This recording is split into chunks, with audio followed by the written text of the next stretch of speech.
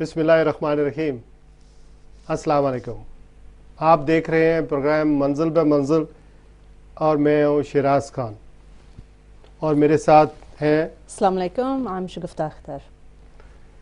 शगुफ्ता, programme शुरू करने से पहले प्रोग्रामों के बारे में कुछ फीडबैक आती हैं, तो आपके पास कोई हमारे प्रोग्राम के बारे में जो पिछले 2-3 आपने प्रोग्राम हमने किए हैं आपके साथ कोई फीडबैक आई है? जी हाँ, I've had lots of really positive feedback. तो ये उन्होंने मेरे फीडबैक सोशल मीडिया के ऊपर जो आया, उन्होंने ये कहा कि इट्स रियली गुड कि अभी जो है we having lots of British representation on the program, because what they'd like to see is a British voice acting on behalf of British Pakistani Muslims, and sometimes that voice gets a bit blurred because they don't actually understand how the image of Pakistan, what's going on in Pakistan, actually affects them here in this country. And one of the ways in which way that does impact is if there's a negative image in Pakistan, it actually crosses right over here to the UK, and some of those do cause conflicts. So it means you are suggesting that the feedback is positive and people are suggesting we should talk more in English, we should talk more about the politics and the current affairs and Muslim related issue during our program. Yeah, because one of the issues that's actually taking place is a lot of people, British born, some of them do have language difficulties.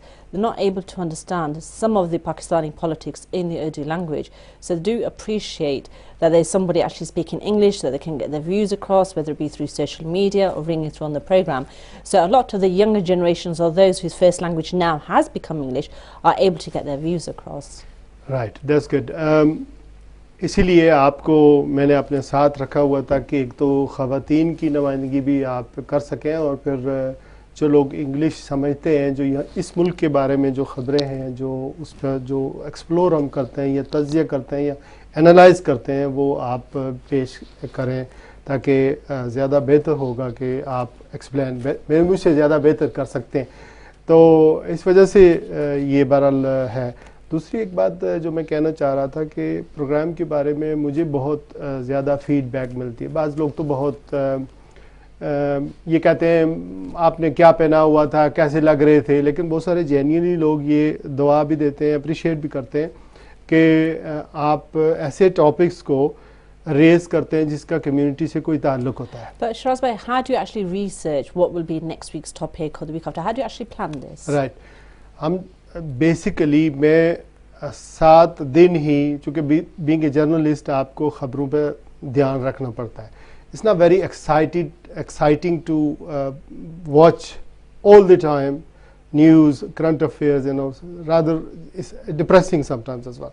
चूँकि मुझे programme करना होता है, इसलिए 7 दिन ही daily ख़बरों पे ध्यान देना, उनको तवज्जो से सुनना, प्रोग्राम को के हवाले से फिर ये सोचना पड़ता है कि यहाँ पर चूँकि हमारी जो इंफॉर्मेशन गैदरिंग के जो ज़राए होते हैं वो इस तरह नहीं होते, तो कौन सी इंफॉर्मेशन कहाँ से ली जाए, फिर ये भी उसको लिंक बनाना पड़ता है कि ये इशू जो अगर हम टीवी पे डिस्कस करें तो how is going to be educate और इंफॉर्मेशन जो है वो किस तरह ये हमारे लोगों के लिए बेनिफिट होगी। But Sheraz bhai, you've alhamdulillah been a presenter, TV anchor for approximately, I'd say, about 5 years now. So how do you stay motivated and how do you keep coming back to do the same program? It's a very difficult. मेरे लिए ये problem होती है कि जो guest होते हैं वो उस तरह के उस कैलिबर के लोग, यानी फिर अवेलेबिलिटी लोगों की नहीं होती है, अवेलेबल लोग नहीं होते। पाकिस्तान में भी गेस्ट का प्रॉब्लम्स होता है, हाई प्रोफाइल लोग टॉकिंग अबाउट पाक India relations, Saudi Iran tension, overseas problems, ये चीज़ें जो है वो नहीं इजी मेहमान नहीं मिल सकते। तो ये मेरे लिए ये बड़ा ज़रूरी होता है कि जब मैं यहाँ पे बैठूँ, आज है हूँ मैं ये प्रोग्राम कर रहा हूँ या आज मेरे पास कोई प्लेटफॉर्म है, तो मैं किसी की इंसल्ट ना करूँ, मैं किसी दूसरे इंसान की ज़िंदगी में कोई पॉइज़न ना करूँ, मैं किसी में डिवीज़न पैदा ना करूँ।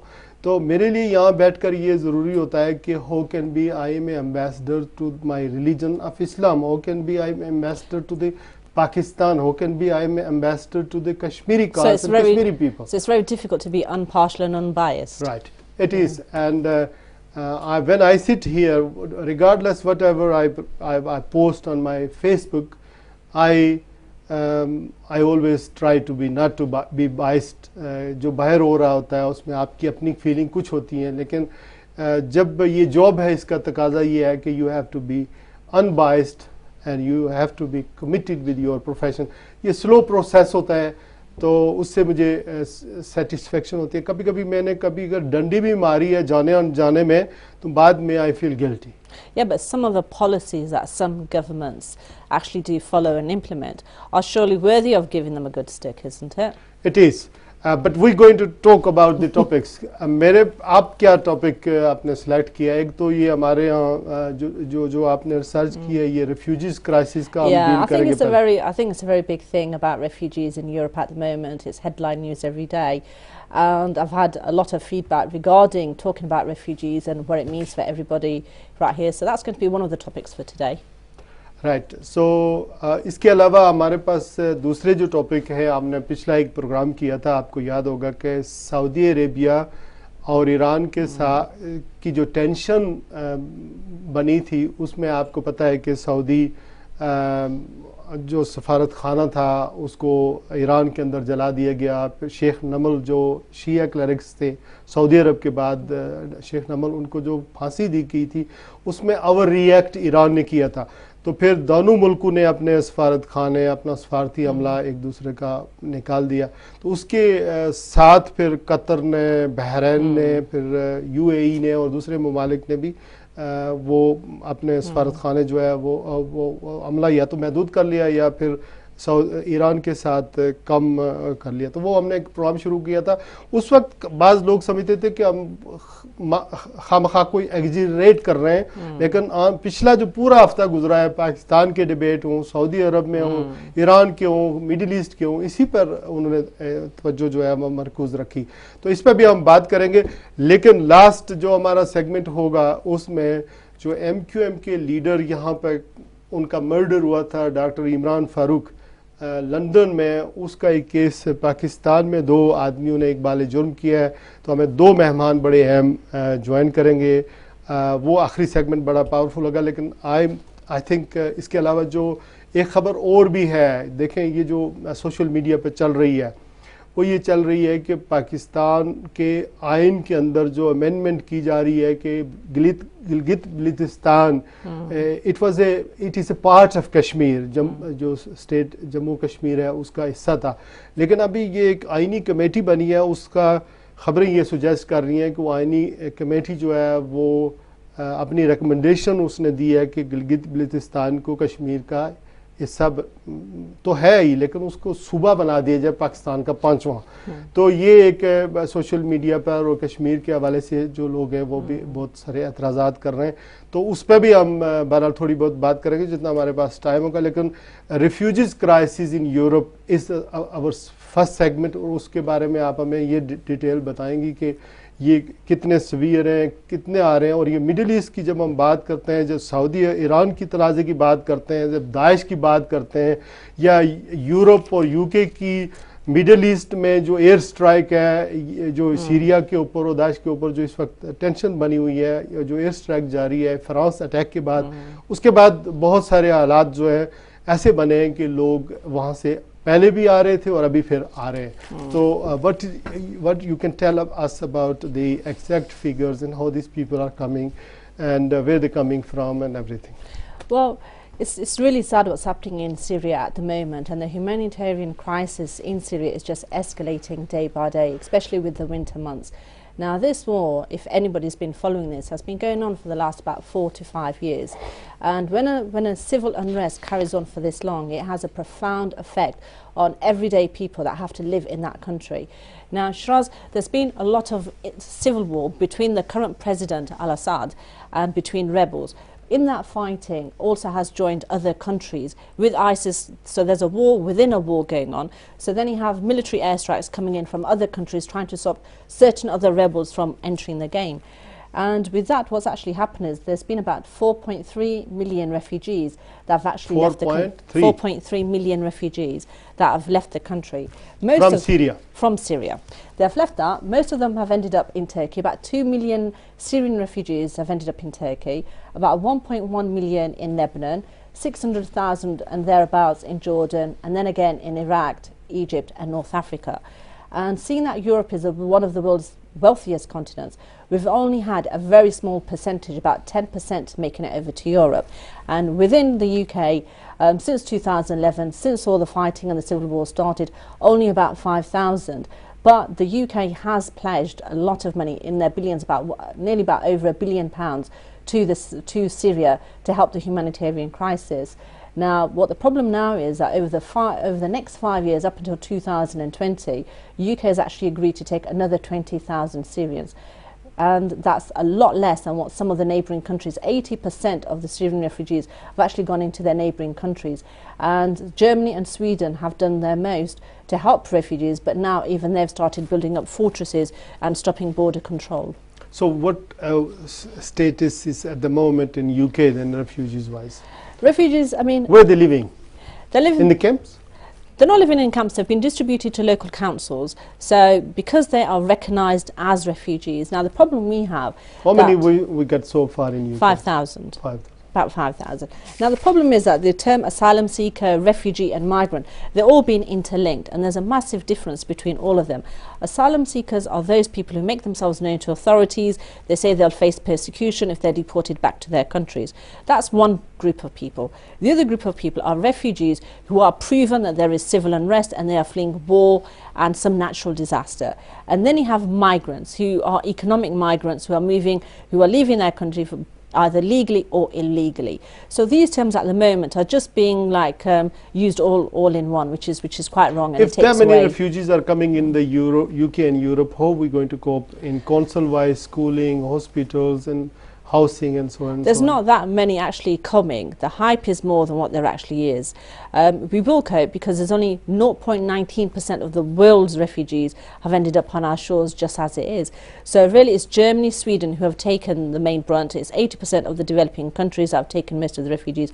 It's not actually the UK, as though it does appear in like mainstream media that perhaps we're taking in all the world's refugees and they're all entering at UK's airports. But that is actually way far from the truth. If Syria and the crisis will not be solved, then there are more people because you've got women and children. The main people that have been affected by this is women and children. Now over 5 years the health infrastructure, the education, children aren't going to schools, there's very less money, there's hardly any jobs because everything has just completely broken down. And with some of the refugees that are going into different countries, they actually there's restrictions on their work, there's restrictions on their health, so they're not able to access work and anything else. So that makes their life very, very difficult, even though they've escaped their own country. ये जो refugees के बारे में या माजरीन के बारे में शगुफ्ता बता रही हैं, ये refugees कोई इकोनॉमिक माइग्रेंट्स नहीं है, चूँकि इकोनॉमिक्स माइग्रेंट का मतलब यह माश की तलाश में लोग आते थे पहले और वो यहाँ पे असालम क्लेम करते थे. ये जेन्युइनली ऐसे लोग हैं जिन्होंने अपना घर बार आराम हर चीज़ जो है वो अपना मुल्क छोड़ा सिर्फ इसलिए कि उनको अपनी जान को ख़तरा है, वहाँ उनके लिए ज़िंदगी को कैरी ऑन करना, डेली लाइफ को कैरी ऑन करना मुमकिन नहीं है. वरना कौन होता है जो अपना कंफर्टेबल बेड छोड़े, अपना घर छोड़े, अपना गांव छोड़े, अपना मुल्क छोड़े, अपनी ज़ुबान छोड़े और फिर इस तरह के हालात में आते हुए कहीं सफ़र की तंगियों में और फिर किस तरह के हालात का सामना करते हैं. उनको अपने फ्यूचर का कोई पता नहीं है कि उन्हें यहाँ पनाह मिलेगी या एग्ज़िट बॉर्डर जैसे हंगरी ने और इन्होंने बंद कर दिए थे और वहाँ पर रेफ्यूजीज़ जो हैं वो कर रहे थे. तो ये जो मिडिल ईस्ट क्राइसिस है ये अगर सॉर्ट आउट होते हैं तो ये लोग फिर अपने घरों को जाएंगे और बाकी जो हैं वो नहीं आएंगे. But we don't really see that happening just yet, and I think this is just going to continue as it is with children, being recruited by others as fighters. They're missing schooling, they're witnessing violence and brutality. That's good. I have one news to share. Is Pakistan High Commission tomorrow is going to be Sayyid Ibn Abbas will be tomorrow in Glasgow. वो जो readable machine होती है passport की वो Glasgow में भी नहीं हुई थी, तो officially is going to be 13th January is going to be high commission, वहाँ पर होंगे सैयद बिन अब्बास। इसके अलावा वो वहाँ के स्कॉटिश पार्लियामेंट में और दूसरे लोगों से भी मुलाकातें करेंगे। तो ये एक न्यूज़ थी। पाकिस्तान हाई कमीशन सैयद बिन अब्बास जब से आए हैं तो उन्होंने ये रीडेबल मशीन चारों कौंसलेट के अंदर भी, पाकिस्तान हाई कमीशन में भी ये फिट की हैं। तो इसमें जो क्यूज़ होते थे, लॉन्ग डिलेज वगैरह, वो प्रोसीजर हुआ। तो वैसे भी वो कम्युनिटी के साथ, आपको पता है मलिया लोधी हमारी कमिश्नर होती थी आजकल अक़वाम मुत्तहिदा में, तो इन्होंने भी कुछ दरवाजे हमारे लिए, पाकिस्तानियों के लिए So Sheraz, what does this mean? Does this mean that people are just going to get through the queue a lot quicker, just swipe their passports? ये जो पहले हमारा नहीं होता था ना, जिस तरह ब्रिटिश वो चिप एंड वो उस तरह होता था, ये उस तरह का पासपोर्ट है। So according to the international standard, तो वो पासपोर्ट बनवाने वाली मशीन है।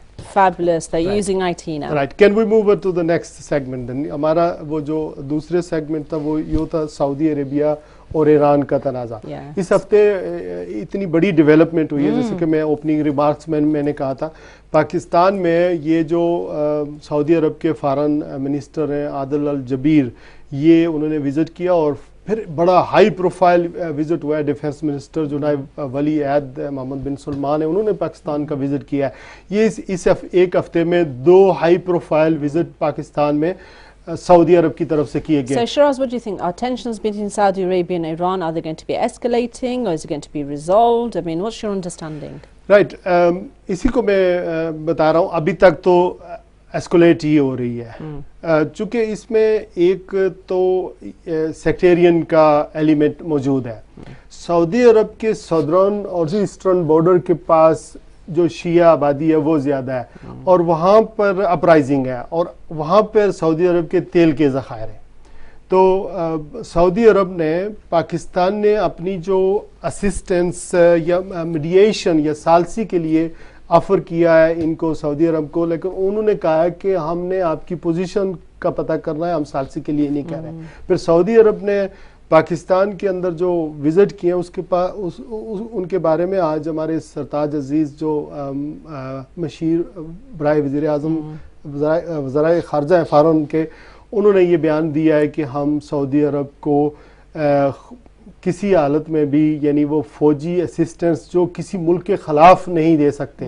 तो ये एक पोजीशन पाकिस्तान ने बरा लिया है। हमारा प्रोग्राम करने का या पाकिस्तान की मीडिया पर ये ईरान और सऊदी तनाज़े को हाईलाइट करने का मतलब ये था कि लोगों की जो राय है उसको, राय आमा को हमवार किया जाए, एक कंसेंसस डेवलप किया जाए।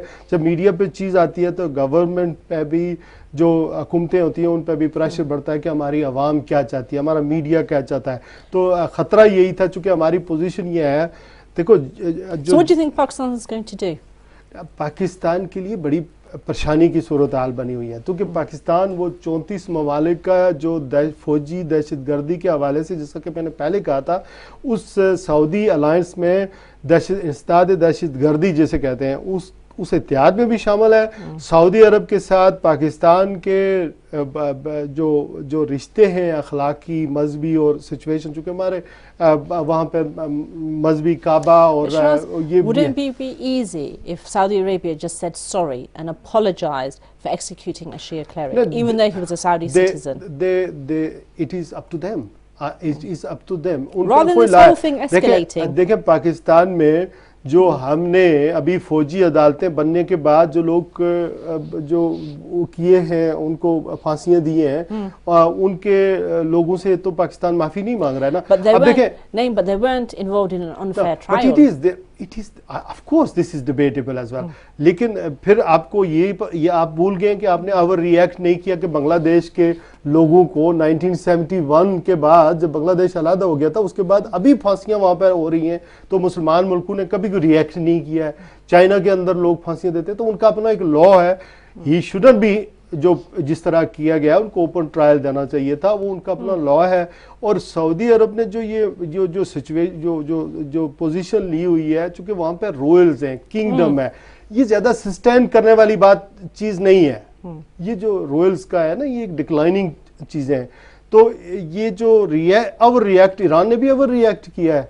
तो अभी क्या हुआ कि लेबनान के अलावा, सीरिया के अलावा ईरान के साथ जो बाकी कोई मुल्क और खड़ा नहीं है, बाकी सारे तो सऊदी अरब ने अपना अलायंस बना रहे हैं, वो अपना अलायंस बना रहे हैं। देखें मैं अगर मुसलमान हूँ, ये एक समझने की बात है, अगर if you give me 1 minute, अगर मैं मुसलमान हूँ तो मुझे सऊदी के मज़हब को फॉलो करने की ज़रूरत नहीं, मुझे ईरान के मज़हब को फॉलो करने की ज़रूरत नहीं। मेरे सामने मेरी क़यादत, मेरा लीडर तो मेरे आका, मेरे नबी करीम सल्लल्लाहु अलैहि वसल्लम, हज़रत मोहम्मद सल्लल्लाहु अलैहि वसल्लम का हर चीज़ मौजूद है, जो हमें बताते हैं कि अगर अपने घर के अंदर दाखिल हो तो नॉक करके जाओ, जो हमें बताते हैं कि पड़ोसी के साथ कैसे रहना है। तो मुझे सऊदी जो मज़हब है उसको फॉलो करने की ज़रूरत नहीं है, मुझे तो दीन इस्लाम फॉलो करनी है, और ईरान का मज़हब फॉलो करने की ज़रूरत नहीं है, चूँकि मैं मुसलमान हूँ, मेरे ऊपर बाउंड नहीं है कि उसको Yeah, but the reason Iran's kicking up such a fuss is because he was one of their academics. He was a leading academic of their country. So they have a loss to grieve. नहीं, of course Iran में भी अगर जो कानून है वो उस तरह के नहीं है, उस पर भी डिबेट। देखें 1979 के बाद कितने लोगों को फांसियां वहां पे दी गई, वो भी फांसी देता है, अमेरिका भी फांसी देता है, सऊदी अरब में अपने कितने मुल्क हैं तकरीबन। ये पॉलिटिक्स है, इट्स ऑल अबाउट पॉलिटिक्स। 1979 के बाद बहुत अच्छे थे तल्लुकात, 79 से पहले बहुत अच्छे वो अमाम वो जैसे कि रजा शाह पहलवी के दौर में। To de-escalate, wouldn't it just be simple if Saudi just apologized and then the whole thing can de-escalate? Apologize for what? For killing for killing. Not killing, तो वो तो 40 वो तो unlawful था, that's unlawful। देखें वो वन उसको उनको अपनी जो 46 people थे, he was one of those।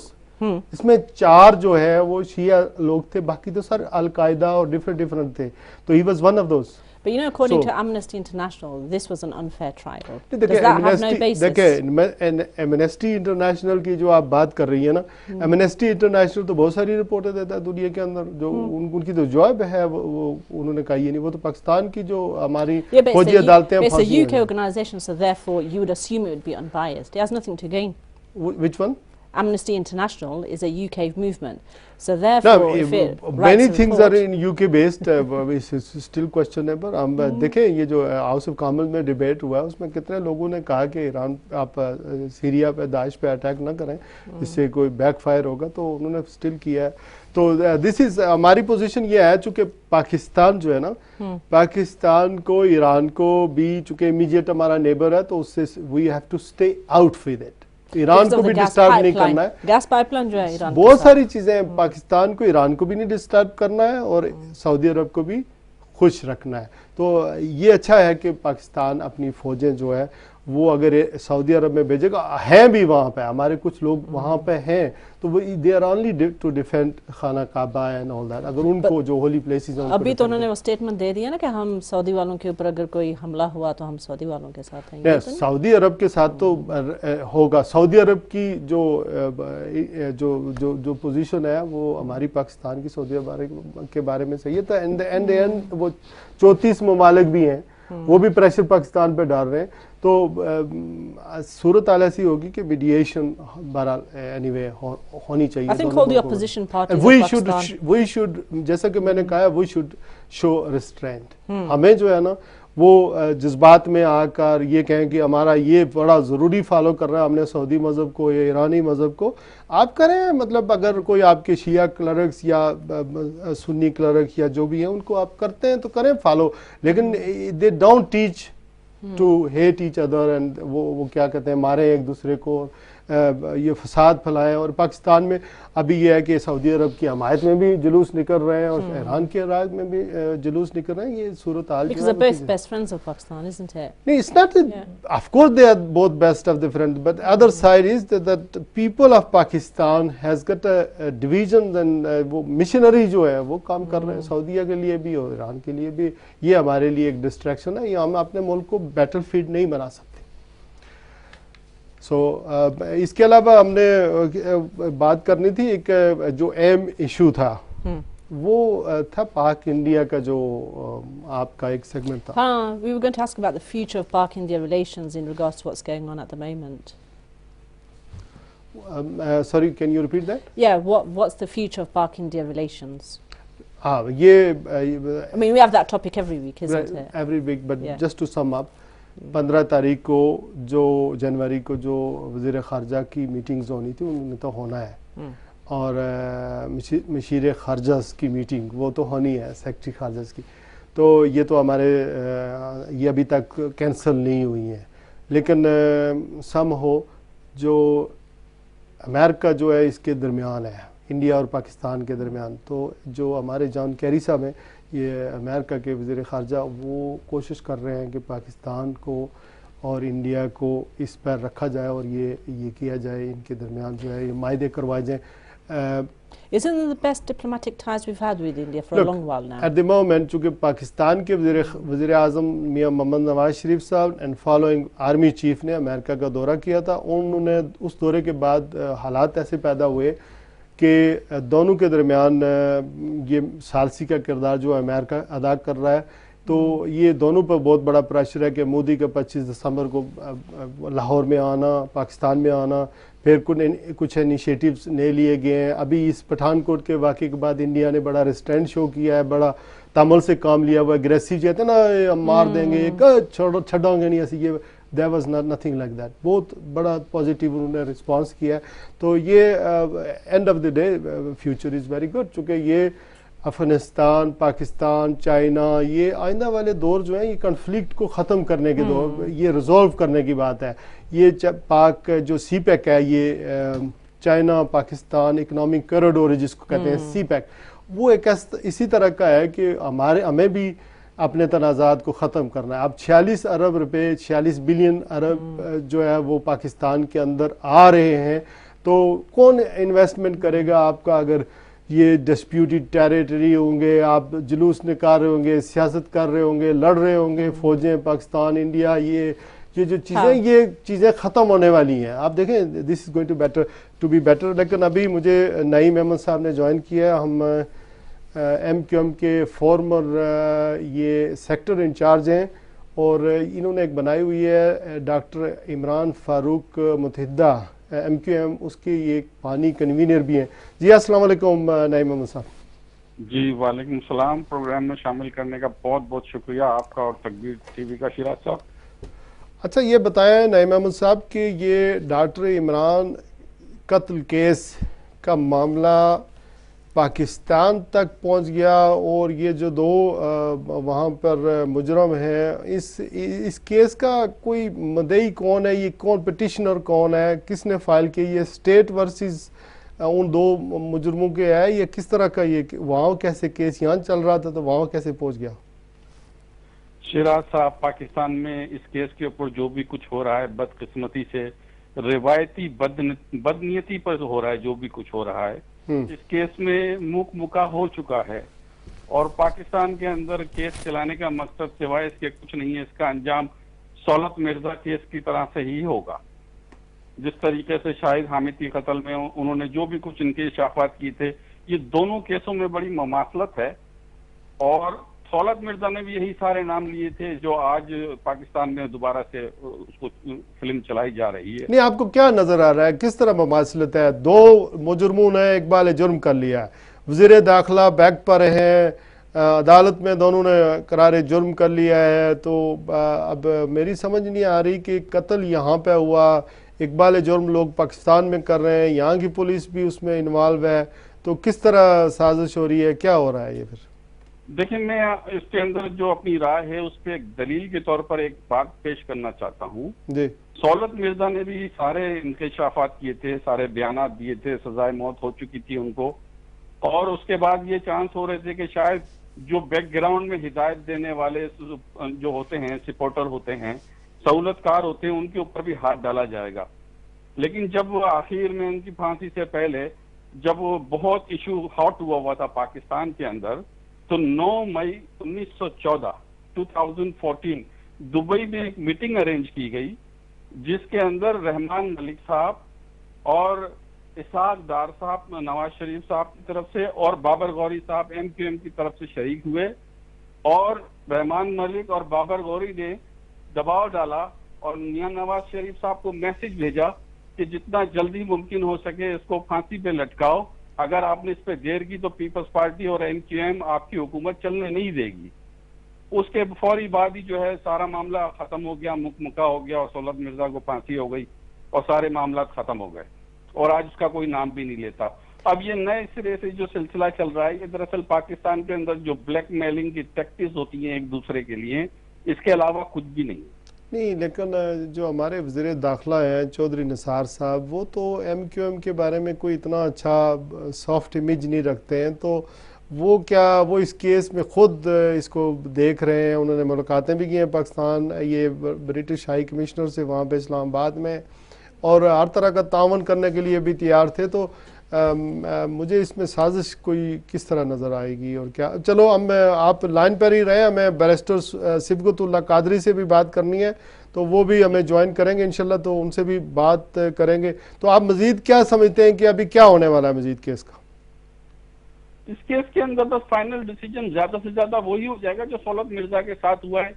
इन्होंने जो इंकशाफात किए हैं उनके ऊपर तो कोई हाथ डालेगा नहीं ना, कोई लॉजिक नहीं बनती, क्योंकि जो मेन लोग हैं बैकग्राउंड के अंदर वो तो सारे यहाँ UK के अंदर हैं। पाकिस्तान का कानून उन पर कैसे अमल दरामद कराएगा, जबकि पाकिस्तान के अंदर जो है फांसी की सजाएं होती हैं, और यहाँ के कानून के मुताबिक ऐसे मुल्क में लोगों को वापस भेजा नहीं जा सकता। तो मायदा नहीं है, तो यहाँ पर क्या हो रहा है फिर इस केस के बारे में? यहाँ पर जो अब उन्होंने कहा है कि इसमें मोहम्मद अनवर जो है उनके आर्डर के मुताबिक हमने ये काम किया था, तो मोहम्मद अनवर तो मोहम्मद अनवर तो ज़ाहिर अल्ताफ़ हुसैन साहब के बहुत करीब हैं, यहाँ इंटरनेशनल सेक्टर को देखते हैं, आप तो जानते हैं। जी जी। तो उनको क्या पाकिस्तान में तो वो जाएंगे नहीं कि केस का को फेस करें या कुछ करें? नहीं सकता, ये हो ही नहीं सकता। ये सिर्फ एक मसले को खत्म करने के लिए सारा मसला किया जा रहा है, इसके ऊपर डील हो चुकी है। अच्छा, आप लाइन पर ही रहे। बैरिस्टर صبغت कादरी साहब, welcome to the show. Sir, आपकी समझ में कुछ आया है ये अल्ताफ़ हुसैन साहब का, ये अल्ताफ़ हुसैन का नहीं बल्कि ये MQM का जो मर्डर हुआ है डॉक्टर इमरान फारूक का, उसके बाद ये पाकिस्तान में मुकदमा कायम हो गया? आपको कुछ समझ आई कि कौन है इसका पिटिशनर, कौन है, कौन केस वहाँ लड़ रहा है, किस तरह दो लड़के वहाँ पर इकबाली जुर्म कर रहे हैं? आप हमें कुछ समझाएं, कानूनी पेचीदगियाँ तो आप जानते हैं बहुत। भाई, बात सीधी सी ये है कि मर्डर यहाँ हुआ है और कानून का तकाजा है, इंसाफ का तकाजा है कि उसका मुकदमा इस मुल्क में चलना चाहिए। हज़ारों विटनेसेस की गवाही स्कॉटलैंड यार्ड ले चुका है। इस मुल्क में CCTV कैमरे की एविडेंस है, इस मुल्क में बहुत एविडेंस मौजूद है, और कई साल से स्कॉटलैंड यार्ड इन लोगों के नाम, इन लोगों को मांग रहा है, इनकी तस्वीर जारी कर चुका है। पहले हुकूमत पाकिस्तान ने कहा उन्हें पता ही नहीं ये कौन है। रहमान मलिक कहते रहे कि उन्हें नहीं मालूम, कोई नहीं है। अब अचानक उन्होंने कहा जी अफगानिस्तान से वापस आए। बाप वो अफगानिस्तान में थे या कहाँ थे इसका कोई फ़र्क नहीं पड़ता। बात सीधी ये है कि एक पाकिस्तानी का डुअल नेशनल, सही है, मैं भी डुअल नेशनल हूँ, 90% पाकिस्तानी, 99% जो यहाँ रहते हैं डुअल नेशनल हैं, लेकिन हकीकत में वो पाकिस्तानी हैं। जब मदद की ज़रूरत होती है तो उन्हें पाकिस्तानी समझा जाता है। डॉक्टर इमरान फारूक एक पाकिस्तानी शहरी थे, डुअल नेशनल थे, एक लीडर थे एक पर्टिकुलर पार्टी के। उनका मर्डर बड़ा हैबतनाक चीज़ थी, और उस मर्डर को सॉल्व करना बहुत ज़रूरी है, क्योंकि वरना ये होगा कि इंग्लैंड में पाकिस्तान से किराए के कातिल आएंगे, लोगों को मार के चले जाएंगे। ये समझ में नहीं आता कि हुकूमत पाकिस्तान ये क्या कर रही है। दूसरी बात ये, जैसे फारूक सत्तार ने कल कहा, मैं उनको सुन रहा था कि ये सब धोखेबाजी है, इस कत्ल, इसके मानिए इस कातिल कभी पकड़ा ही नहीं जाएगा। बात सीधी ये थी कि गवर्नमेंट पाकिस्तान को चाहिए स्कॉटलैंड यार्ड की मदद करे और कहे जो कुछ एविडेंस हमारे पास है हम आपको देने को तैयार हैं। हम इन मुबैना कातिलों को, वो कातिल तो नहीं है जाहिर है अभी जब तक साबित ना हो, लेकिन पाकिस्तान में तो ये है कि पहले वो साबित ऐलान कर देते हैं, साबित बात भी करते रहे। अब उन्होंने कह दिया मोहम्मद अनवर ने किया। ये इस मुल्क में ये तसव्वुर भी नहीं किया जा सकता कि मुकदमा चलाए बगैर किसी के बारे में इतना प्रोपेगेंडा हो। बात सीधी है कि ना वो अनवर को ले जा सकते हैं, ना अल्ताफ़ हुसैन को ले जा सकते हैं यहाँ से। इस मुल्क की अदालतें कभी नहीं देंगी। पाकिस्तान में इंसाफ होता ही नहीं है, पाकिस्तान में विटनेसेस नहीं आती हैं, पाकिस्तान में तो इंसाफ, पाकिस्तान का इंसाफ तो दुनिया में मजाक है। ज़रूरत इस बात की यहाँ ला जाए। अब ये क्यों कर रहे हैं ये मेरी समझ में नहीं आता।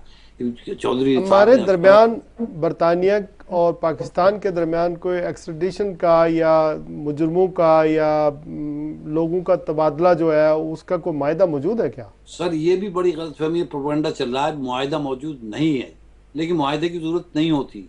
एक इंटरनेशनल कोऑपरेशन है और ख़ास तौर पे पाकिस्तान बरतानिया के दरमियान तो एक मिसाल मौजूद है। स्कॉटलैंड में एक पाकिस्तानी ने एक गोरे को कत्ल किया था, एक वाइट पर्सन को यहाँ, और कत्ल करके भाग गया था। जो मोहम्मद सरवर जो ज़माने में MP थे, जो बाद में गवर्नर हुए पंजाब के, वो यहाँ से गए और ये यहाँ गवर्नमेंट पाकिस्तान से कहा कि जी इस आदमी को हैंड ओवर करें, हमारी बड़ी बदनामी हो रही है कि वो भाग के आ गया है, पाकिस्तान सेफ हेवन बन रहा है। हुकूमत पाकिस्तान ने हवाले किया। अब यह है कि हुकूमत पाकिस्तान किस तरह हवाले करे एक शहरी को। पाकिस्तान का जो एक्स्ट्राडिशन एक्ट है उसके तहत मुआहदा तो नहीं है, लेकिन वो एक्ट बताता है कि अगर हुकूमत पाकिस्तान समझती है कि इंसाफ का तकाजा ये है कि किसी शहरी को, किसी शख्स को जो पाकिस्तान में है, दूसरे मुल्क के हवाले किया जाए, तो वो हवाले कर सकती है। पाकिस्तान के एक्स्ट्राडिशन एक्ट के तहत, इंटरनेशनल कोऑपरेशन के तहत, ये बगैर किसी पैक्ट के शहरियों यहाँ पर भेजा जा सकता है। इसी तरह बरतानिया में भी अगर कोई भाग के आता है पाकिस्तानी, तो बरतानिया भी हैंड ओवर कर सकता है। कानूनी कोई मुश्किल नहीं है इस मामले। ये सब आपको ये केस किस तरफ जाता हुआ नजर आता है? वो दो बंदे जो पाकिस्तान में इकबाली जुर्म कर रहे हैं, उनका मुस्तकबिल क्या है?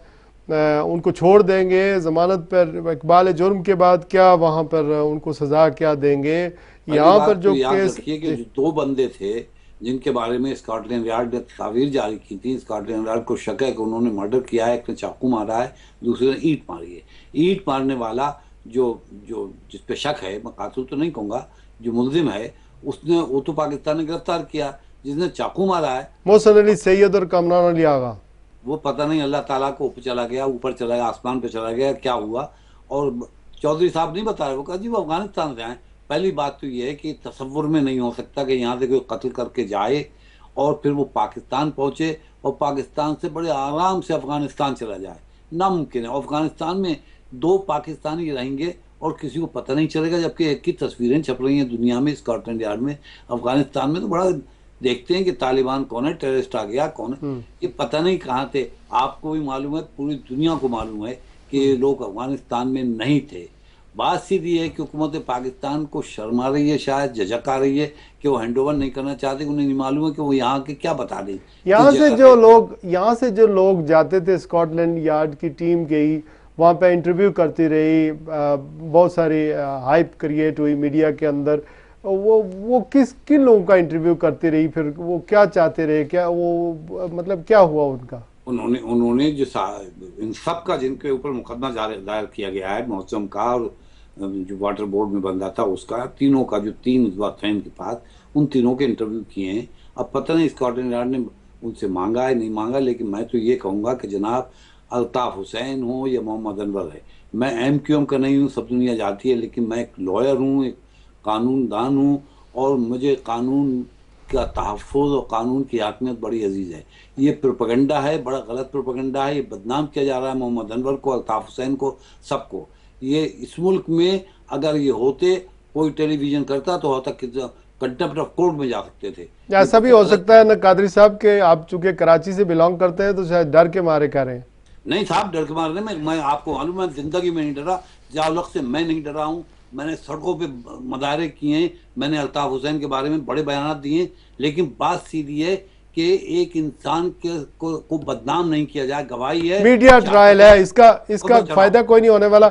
हमने ज़िमनी इंतखाबात में देखा, फिर बल्दियाती इंतखाबात में देखा, जितनी कैरेक्टर असैसिनेशन हुई MQM की, जितना मीडिया ट्रायल हुआ, जितनी वो उससे ज़्यादा मजबूत बनकर उभर आके आए हैं। सर मैं पॉलिटिकल बात नहीं कर रहा, मैं तो ये कह रहा हूँ ये कानून है इस मुल्क में।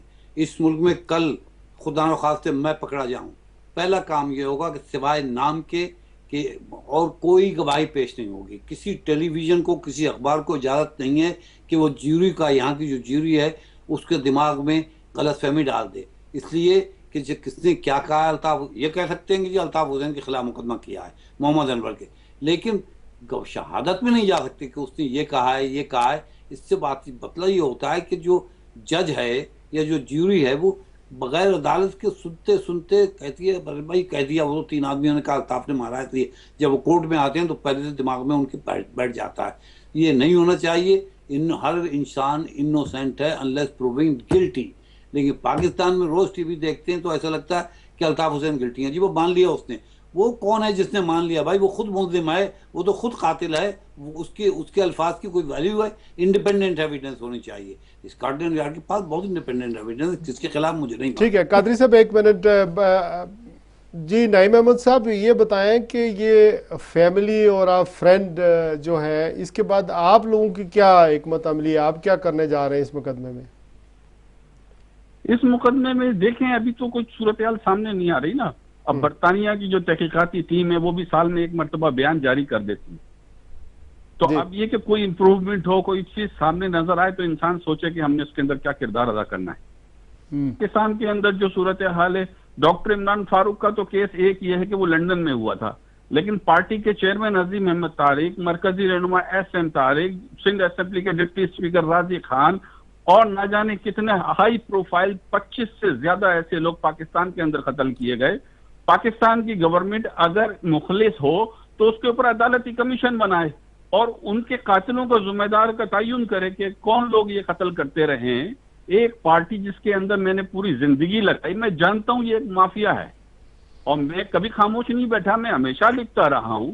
मैं ये कहता हूं, सफदुल्ला साहब जिस तरह कह रहे हैं कि लेकिन आप तो कहते रहते हैं, लेकिन असर तो कहीं भी नहीं हो रहा, ना वो किसी जगह गिल्टी हो रहे हैं, ना किसी जगह उन पर फर्क पड़ रहा है, ना उनकी जो सियासी कद काठ है या अदद है वो कम हो रहे हैं। ये तो आप लोग तो कहते रहते हैं, लेकिन कराची के लोग फिर उन्हें मंडेट देते हैं, उन्हें वो जीत जाते हैं वहाँ पर। वो आप देखें मेयर उनका बनने जा रहा है, हैदराबाद में भी यही सूरत हाल है। मुझे थोड़ा सा इस बात के ऊपर आप जवाब देने दीजिएगा। मसला ये है कि कुछ असर हो या नहीं हो, हमारा काम तो कहना है। दूसरी बात, मैंडेट की जो बात करते हैं आप, पाकिस्तान का मीडिया ऑन रिकॉर्ड है, ये रिपोर्टिंग कर रहा था कि अभी वोटिंग का टाइम खत्म होने में 2 घंटे रह गए हैं, लेकिन हैरत अंगेज तौर पर कराची के लोग उसके अंदर पार्टिसिपेट नहीं कर रहे हैं। और 2 घंटे के बाद ये खबर चली मुकदमे की और उनको 2 घंटे के लिए फ्री हैंड दिया गया। इंतहाई बेईमानी के बाद जो रिजल्ट आया वो भी ऑफिशियल रिकॉर्ड के मुताबिक 30% से ज्यादा नहीं है। उस 30% के ऊपर जमहूरियत पसंदों ने जश्न मना लिया। पाकिस्तान के अंदर एक ट्राइका का इत्तेहाद बना हुआ है, पीपल्स पार्टी, मुस्लिम लीग और मुत्तहिदा। इन्होंने अपनी एक मोनोपोलाइजेशन और तसल्लुत कायम किया गया है। अब इसका मतलब ये नहीं है कि उन्होंने तसल्लुत कायम कर लिया है तो उसके खिलाफ कोई बोलेगा नहीं। जिनको बोलना है, हक बात करना है, वो तो हर सूरत में हक बात करेंगे। बैरिस्टर साहब, what needs else to be said, क्या कहना चाहेंगे मजीद आप इस बारे में? मैं तो ये कहूँगा, इस मुल्क में हम रहते हैं, इस मुल्क के कवानीन का एहतराम करें। मुसलमान हैं, इस्लामी कवानीन का एहतराम करें। इस्लाम हमें सिखाता है कि गलत इल्ज़ाम न लगाओ, सिर्फ इल्ज़ाम लगाओ, मुजरिम न ठहराओ, साबित करो।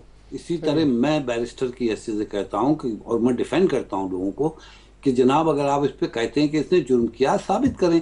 किसी को ये कहे जी मैं कहता हूँ, मैं तो नहीं था, मैंने किसी को नहीं देखा इमरान फारूक को कत्ल करते हुए, तो मैं कैसे कहूँ किसने कत्ल किया है? अल्ताफ ने किया है कि नवाज शरीफ ने किया है कि किसने? हमें नहीं मालूम। गवाही आएगी, मुकदमा चलना चाहिए। इंसाफ का तकाजा है कि जिसको कत्ल किया गया है उसके ख़ानदान के साथ इंसाफ हो, जिसके ऊपर इल्ज़ाम लगाया गया उस पर इंसाफ हो। हुकूमत पाकिस्तान इंसाफ के रास्ते में रुकावट पैदा कर रही है। हुकूमत के पाकिस्तान के पास वो अफराद मौजूद हैं जिन पर स्कॉटलैंड यार्ड को, जिसने बड़ी इन्वेस्टिगेशन की है, शकूक व शुबात हैं, जो सस्पेक्ट्स हैं। हुकूमत पाकिस्तान को चाहिए, इसके मकासद क्या हो सकते हैं? पाकिस्तान गवर्नमेंट के इस मुकदमा का जो नईम अहमद रेफर कर रहे हैं कि इस मुकदमे को ख़त्म कर रहे हैं, सहूलत मिर्ज़ा वाली बात कर रहे हैं, इसका निकलना कुछ नहीं है, उन्होंने वहाँ करके तो ये मुकदमा ख़राब किया है। मेरा ख्याल है वो सहूलत मिर्ज़ा का नहीं है, वो ब्लैकमेल करना चाहते हैं इस मुकदमे के जरिए। वो कहते हैं हमारे पास मुकदमे हैं, अल्ताफ हुसैन साहब को हम बुला लेंगे, अनवर को बुला लेंगे, और खामोशी से वो पॉलिटिकल डील करना चाहते हैं। मुझे यकीन है कि अल्ताफ हुसैन और अल्ताफ नहीं डील करेंगे, वरना लोग शक करेंगे कि वाकई इन्होंने कुछ किया होगा। अगर इन्होंने कुछ नहीं किया है, इन पे गलत इल्ज़ाम है, तो इन्हें हुकूमत पाकिस्तान से कहना चाहिए हमें ब्लैकमेल नहीं कर सकते, हमसे डील नहीं कर सकते, और एमक्यूएम को चाहिए डिमांड करे कि इन लोगों को यहाँ हैंड ओवर करे। इस मुल्क में इंसाफ होता है, अगर मुकदमा चलाना है या मुकदमा चलाएं, फिर देखते हैं दूध का दूध पानी का पानी। नाइम अहमद साहब आपका बहुत शुक्रिया, लेकिन बैरिस्टर साहब ये बात तो हो गई, मेरे पास 2-3 मिनट हैं। कुछ ज़ाती से सवाल आपकी शख्सियत के हवाले से करना चाह रहा हूँ। आप पाकिस्तान के पहले बैरिस्टर QC हैं यहाँ पर, किस सन में आप आए और आपने क्या क्या अचीवमेंट्स किए हैं ज़िंदगी में? सर मैं अचीवमेंट तो अल्लाह बेहतर जानता है, मैं तो नहीं कह सकता मैंने क्या अचीव किया है, लेकिन मैं ये है कि मैं यहाँ अब तो तकरीबन निस्फ सदी हो गई है आए हुए। मैं यहाँ आया था, मैं पाकिस्तान में अयूब खान साहब की जेलों में रहा था।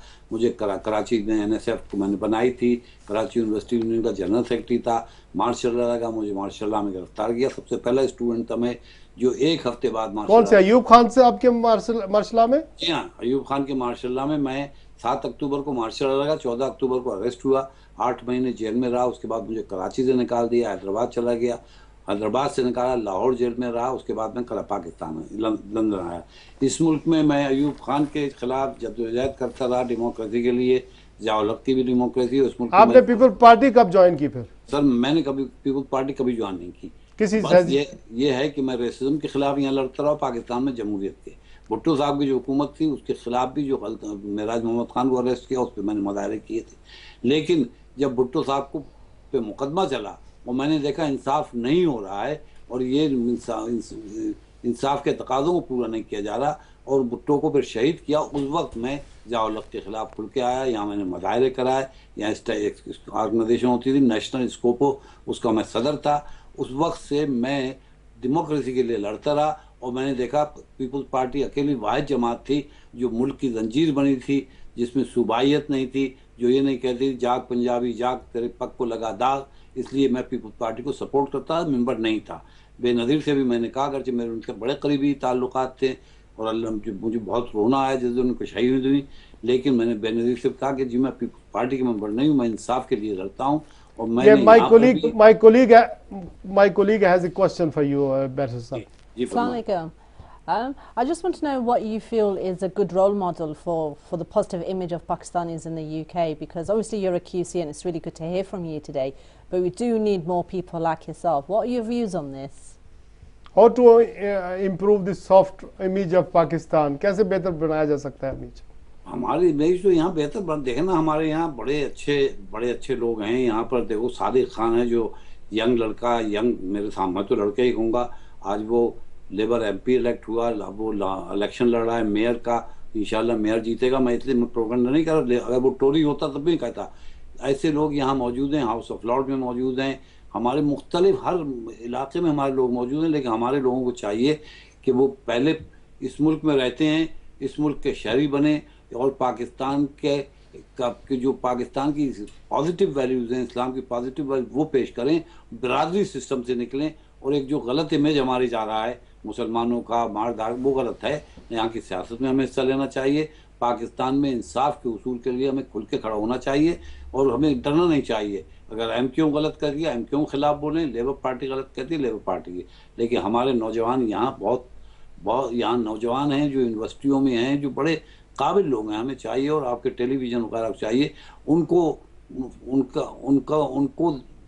सामने लाएं, बजाय इसके कि हमारे टेलीविज़न अभी भी जो है पाकिस्तान पे और बहुत बुरा इमेज पेंट कर रहे हैं। ये बहुत अच्छी बात है। हमारा वक्त ख़त्म हो गया। बैरिस्टर सबगत कादरी साहब, ये आपने पाकिस्तान के इमेज को बेहतर बनाने के लिए एक टॉपिक बहरहाल चुना था, लेकिन इसको हमने एक रोल मॉडल के तौर पर सबगत कादरी साहब से फ़ायदा उठाते हुए हमने उन्हीं से बात कर ली। आपने प्रोग्राम सुना, बहुत सारी बातें और थी जो हमें करनी थी, लेकिन बहरहाल हमारा वक्त ख़त्म हो गया। Do join me every Tuesday 7 o'clock जो तकबीर फोरम होता है, उसमें कम्युनिटी के लोग आते हैं। यहाँ बरतानिया के, यूरोप के हालात के बारे में, मुसलमान यूथ के बारे में बात होती है। तो एवरी ट्यूसडे 7 o'clock आप मुझे ज्वाइन कर सकते हैं। अपनी फीडबैक्स और कमेंट्स आप हमें भेज सकते हैं। हमारा एड्रेस आप वो वेबसाइट पे मौजूद है। अपना और अपने गिरदनवा के लोगों का ख्याल रखिएगा। आज का प्रोग्राम बस इसी पर कंक्लूड करके आपसे इजाज़त चाहते हैं। अस्सलामु अलैकुम वरहमतुल्लाहि वबरकातुहू।